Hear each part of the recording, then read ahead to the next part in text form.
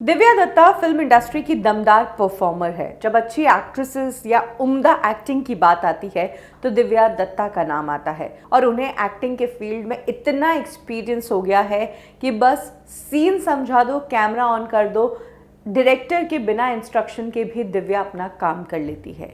लेकिन acting field में इतने साल रहने के बावजूद एक सीन दिव्या ने अपने करियर में ऐसा किया जिसके बाद वो घंटों रोती रही।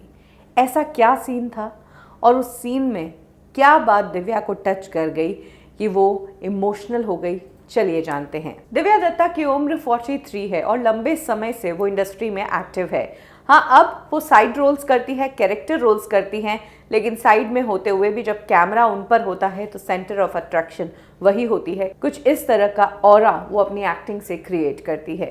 2020 में दिव्या दत्ता ने एक फिल्म की थी, स्लीपिंग पार्टनर्स। ये फिल्म मैरिटल रेप पर आधारित थी। मैरिटल रेप यानी शादी के बाद पत्नी को अगर सेक्स करने की इच्छा नहीं भी है तो भी उसके साथ पति ज़बरदस्ती सेक्स करता है। ये मुद्दा हमेशा बहस का विषय रहा है और इंडियन लॉ भी इस पर कुछ खास पॉइंट्स पर आ नहीं पा रहा है। इसी मुद्दे पर ये प्रोजेक्ट था और दिव्या को इसमें एक रेप सीन करना था।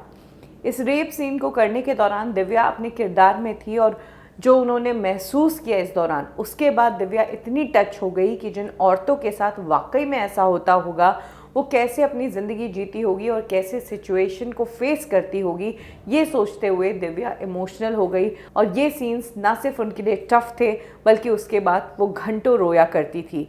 उनका कहना था कि वाकई में जिन लड़कियों के साथ या जिन औरतों के साथ इस तरह से ज़बरदस्ती होती है वो ज़िंदगी में क्या कुछ नहीं देखती। उस रेप सीन ने दिव्या दत्ता पर गहरा प्रभाव छोड़ा और उन्होंने अब भारतीय कानून से ये भी रिक्वेस्ट करनी शुरू कर दी है कि स्ट्रिक्ट से स्ट्रिक्ट लॉज लेकर आया जाए और रेपिस्ट को कड़ी से कड़ी सज़ा दी जानी चाहिए। साथ ही इस तरह के ऑप्शंस तैयार करने चाहिए कि कब शादी के बाद जबरन सेक्स को मैरिटल रेप या रेप जैसा माना जाएगा और वैसी ही सज़ा पति को दी जाएगी जैसी कि रेपिस्ट को दी जाती है।